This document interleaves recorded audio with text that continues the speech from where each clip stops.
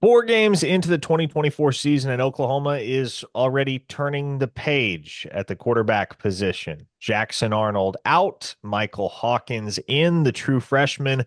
Gonna get the nod this weekend as the Sooners go to Auburn for their road opener. First away game of the season for the Sooners. Their first 4 contests have all come in the friendly confines of Gaylord Family Oklahoma Memorial Stadium. They go to the Plains this weekend. That's not a very good Auburn football team. That is a game that Oklahoma reasonably should win, but they're going to need a strong defensive effort, and they're going to need some strong play from their young and newly crowned starting quarterback. Here's what Brent Venables and a couple of Michael Hawkins teammates had to say when we asked them early in the week what their impressions were of what Hawkins brings to the table and the spark that he might be capable of providing on Saturday. Maybe this will give us a better chance, moving forward. Believe in Mike. I made that announcement for lots of reasons. Certainly didn't want a decision like that to hang over anyone's head, and we got to get better. And sometimes, maybe change is good. And as I expressed to Jackson, this is a moment. Jackson's going to have an amazing future and career. He's going to play this game a long time. And all of that will work itself out in due time. Yeah, so me and Mike, we've been close ever since he got here back in December, and we just it's been an ongoing relationship, and we just got really close together, and that connection we had is like an everyday at practice thing. We just talk about just staying on the same page. What stands out about him on the practice field? His maturity. He does not play like a freshman. And like you said, since fall camp, really since spring ball, since he got here, we've all seen it. The things this guy can do, how he can move the pocket, use his legs and improvise is the situation we're in now. And so having Mike Hawkins being able to be back there, it's good. Being on the field with him, you just feel like another day of practice, and I know he's gonna place the ball where it needs to be at, and I just need to get my head around, just catch the ball, get the job. That is Jesse Crittenden. I am Parker Thune. This is Quick Slants, and there is one topic, Jesse, that has dominated the headlines and will continue to dominate the headlines. This storyline is not getting buried in the news cycle anytime soon.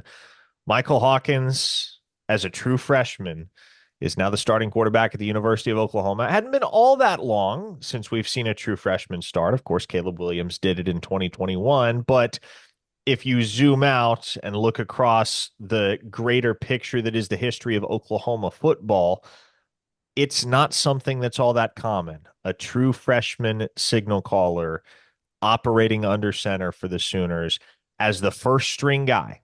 And yet that is the call, that is the challenge presented to Hawkins, who was certainly impressive, albeit in spurts and limited action on this past Saturday night against Tennessee. Now, as we look ahead to Auburn, what do you think is going to be important for this team and this coaching staff to be able to set this young quarterback up for success? Yeah, look, there's as much as Jackson Arnold was one of, if not the biggest issues against Tennessee on Saturday, really, it's just been a dysfunctional offense as a whole. And that's part of what makes this a tough spot to put a true freshman in. I mean, Parker, this is an OU offense that ranks 101st in rushing offense, 111th in passing offense, 119th in total offense. This is an offense that's averaged just about 22 points per game the last 3 weeks. This is an offense that's averaging 4.3 yards per play, Parker. Well, and as you're saying all of this, as you're rattling off 101st in this, 119th in this, I feel like you're rattling off where that defense ranked under Mike Stoops. That's honestly, it's crazy how much of a flip this is. It's gone from great offenses and bad defenses to a complete turn. This isn't just a below average offense, Parker. Through 4 weeks, this has been one of the worst offenses in the country. So I think part of what Brent said today was they have to just get back to basics. And I think that is actually there's real information in there, because there's just nothing about this offense that's functioning very well. And I think it's not only about going back to basics. I think they have to simplify things. And that's not only just for the offense as a whole, but I think it's for Michael Hawkins. I mean, in a lot of ways, for a true freshman to be making their first start in the SEC, it's about as ideal as it could be for this to be at Auburn, a team that not only isn't very good, but also is going through their own big picture struggles and issues right now. So I think the main thing is that the focus this week has to be on doing the basic things right to make this offense simple, to make the read simple for Mike Hawkins. Brent talked a lot about RPOs today and perhaps simplifying those or getting rid of some of those altogether. Parker, I think the main thing I'm looking for is just for the running game to get going. I mean, this is a running game that's been largely anemic through the first 4 weeks. I think Michael Hawkins will be able to help in that regard, but if this offense can't run the ball against Auburn, they're going to have trouble doing anything else. So that's going to be the main thing I'm looking for, and I think Mike can help in that regard. Now, it does not seem as though the Sooners are going to utilize a ton of RPO going forward. That's the early vibes that we're getting. That doesn't mean it disappears completely from the game plan, but it's not something that they would like to lean on the way that they have in the past. And let me tell you what I perceive, Jesse, and you tell me if I'm wrong. I've watched Mike Hawkins for years now at the high school level and obviously now at the collegiate level. The thing that he is very, very good at and that comes very, very naturally to him, and it's just been drilled into his head over the years to do, is simply to take what the defense gives him. And to me, that's exactly what Oklahoma needs here in 2024 from their starting quarterback, because that defense is excellent. It's going to put you in position to win games. You don't need a guy playing hero ball at the quarterback position. You just need a guy who's going to be able to stand there in the pocket, make the throw for 4 yards, make the throw for 8 yards, keep the ball moving toward the opponent's end zone, sustaining drives, setting your offense up with red zone opportunities to either get 3 points or ideally punch it in for 7. Hawkins is not a guy that's going to sit around there in the pocket waiting forever for a big play opportunity to come open down the field. If he can get 4 yards and his first read is there, he's going to make that throw for 4 yards. And to me, again, that's really all you need from your quarterback right now with where this defense is at. Yeah, and that was one of the most impressive things about Mike Hawkins in that second half against Tennessee is it was largely taking what the defense gave him, and that was in all facets. I mean, even the big play to Jacquez Petaway for 47 yards, that was a wide open slant over the middle. And he got it. He got the ball delivered there, and then Petaway took care of the rest. But that wasn't forcing a big shot. The middle of the defense was open. That's what Hawkins took. And it's not only just that. I think when you go back and watch the film, the times that he took off and ran, it made sense to take off and run. When he threw the ball out of bounds, it made sense to throw the ball away. And it's not about saying everything was amazing. I mean, look, there's things he's got to get better at. If you go back and watch the film, there are reads he can make quicker. There are things he missed that he can see better, moving forward. But I think ultimately, given where this offense was and that one of the Jackson's biggest problems, especially in that first half against Tennessee, was just forcing things that weren't there. I think you largely, again, this goes back to that theme of going back to the basics. I think for this young quarterback, it's about simplifying things. It's about, hey, if something's there, take it. If it's not there, don't force it. And I think that's going to be important this weekend to on the road against Auburn to not force anything, because the worst thing this team can do is to either get behind the chains or to have turnovers, put that defense in a tough position. If Hawkins can take care of the ball and make easy plays, OU should be able to win the game this weekend. And that's a really good point that you brought up on the tail end there about not getting behind the chains, because at that point it becomes difficult to move the ball for really any quarterback. You set them up in bad situations, and that's one thing that Seth Luttrell can do better, and I would imagine will do better, because you look at some of the drives that went nowhere on Saturday night. It's because, well, you were running inside zone into a sea of defenders to set you up with 2nd and 13. And so already you're behind the 8 ball after just one play. So assuming they set Hawkins up in the right situations to be able to execute methodically and on schedule, on script, I do expect, Jesse, that this offense is going to be much improved. And in talking with a few sources after Monday's practice, there's a lot of encouraged folks in that building about what this offense can be under Hawkins and the improvement that's already been made since he took over as the starter officially as of Monday.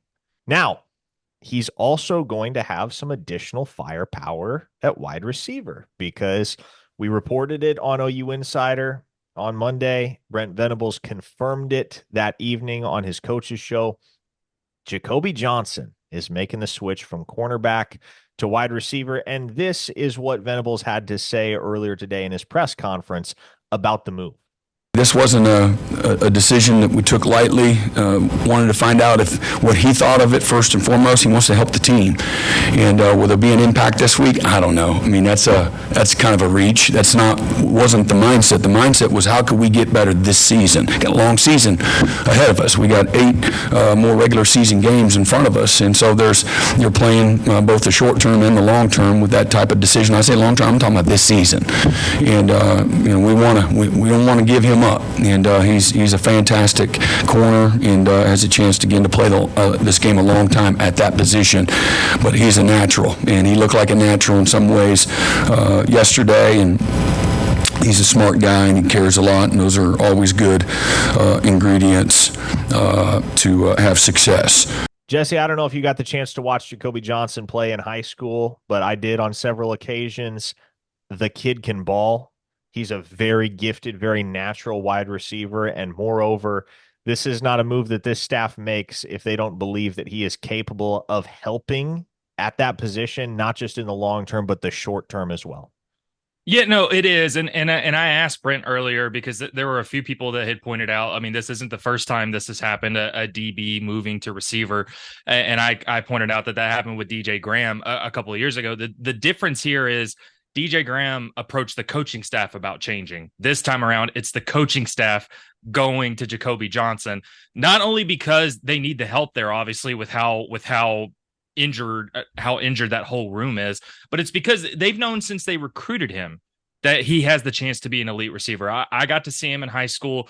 That guy there's just an X factor to him about playing receiver. He just knows where the ball is. He knows how to get the ball. Sometimes it is that simple. Where's the ball? Let me go get the ball. And Brent made a good point when I asked him about it earlier. It's not only just that he could succeed and could help this offense be more productive in terms of catching balls and making plays, but he could also just be helpful as a bigger body, as an athletic guy out on the perimeter. Parker, one of the things about the receiver room is it's not just the lack of production. There hasn't been much perimeter blocking. The plays that they've run, there's been nothing going to the outside. Wide receiver screens they've tried to run. There's a lot of what's happening on the perimeter right now for OU is a bunch of shorter guys that are struggling against these bigger SEC defensive backs. He could help in that regard too. Now, is it realistic to think he's going to step in a week after making this transition and play a huge workload of snaps? I don't know, but I think the difference here, again, between this situation is DJ Graham is there's a sense of urgency to get him plugged into the system, to get him comfortable and ready to make an impact. I think he can do that. This isn't just a spur of the moment thing. He has shown he can be an elite receiver. This is maybe his chance to do it. Gentry Williams on the shelf for who knows how long with that shoulder injury. Johnson now moving from defense to offense. Jesse, can I interest you in a little more Eli Bowen? God, he to put a true freshman, again, he's not the only true freshman, or Michael Hawkins isn't the only true freshman that made an impact on Saturday. Eli Bowen was one of them. And he's a guy that I loved Billy Bowman's quote about, hey, you can overlook him because he's shorter if you want to do that, but do that at your own risk. And I loved everything that Brent said about Eli during his coach's show on Monday. I mean, he's a guy that's been talked about for months now. And I think it's clear, Parker, that Eli Bowen has thrown away he's just Peyton's little brother moniker that some folks may have had for him. That dude knows how to play ball. He held up on his end of the bargain. Tennessee tried to target him. If you go back and watch, especially that second half, they tried to target him. Didn't work out very well. He played 20 snaps. He played in real competitive portions of the game. He was one of the highest graded players on that defense as a whole. And really, Parker, with what we've seen with some struggles from Kenai Walker and honestly, even Woody Washington in some parts of coverage on Saturday, I mean, Brent mentioned that he's a guy they probably could get more playing time. I think he's going to get more playing time this weekend, Parker. He's deserved that, and I think he's going to get his shot. I wholeheartedly agree. I mean, you look at what Kenai Walker has done, what Des Malone has done, and what Woody Washington has done. You've seen good things from all those guys, and they've also had some low points. They've had some moments where they got beat or They could have played the ball better, played the receiver, but whatever the case may be, it's been far from perfect for each of those three defensive backs. And certainly Eli Bowen is not going to be perfect either. But the point remains there is a window there. There's a window. There's a path for Eli Bowen to go seize additional snaps and a greater share of the playing time at cornerback. So that'll be another interesting thing to watch. How interesting is it, Jesse? And I go back to the conversations that we were all having on signing day back in December about this freshman class.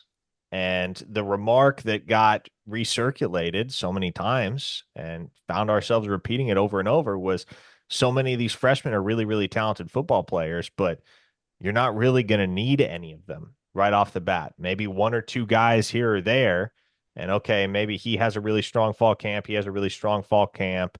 Maybe these guys work themselves into the rotation, but the circumstances have dictated a lot of snaps for a lot of true freshmen thus far in 2024 for Oklahoma, and that will only continue.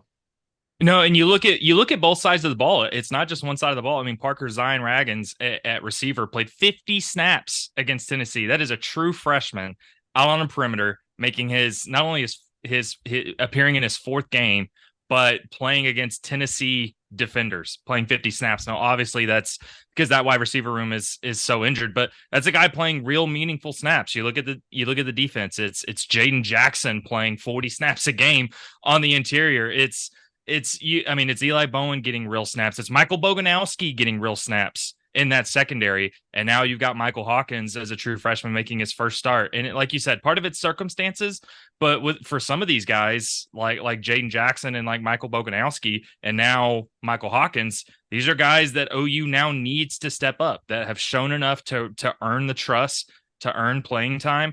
And I think those are going to be guys that are going to be counted on moving forward. And OU's season, their success the rest of the way hinges on several true freshmen on both sides of the ball, making an impact, not playing like freshmen, but making a real impact. And that's going to be one of the things to watch. What a bizarre season it has been to this point for Oklahoma. Can they normalize things this weekend and beyond? Down on the plains as they take on Auburn, again, first road test of the season for the Sooners. We'll all be there.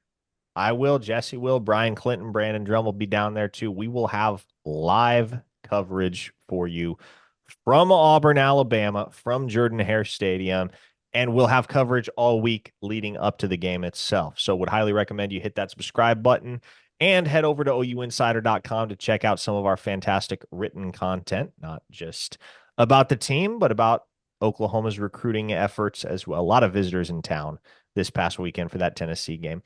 So we hope to see you over on ouinsider.com. We'll certainly see you back next week for another installment of Quick Slants right here on the ouinsider.com YouTube channel. Take care, everybody.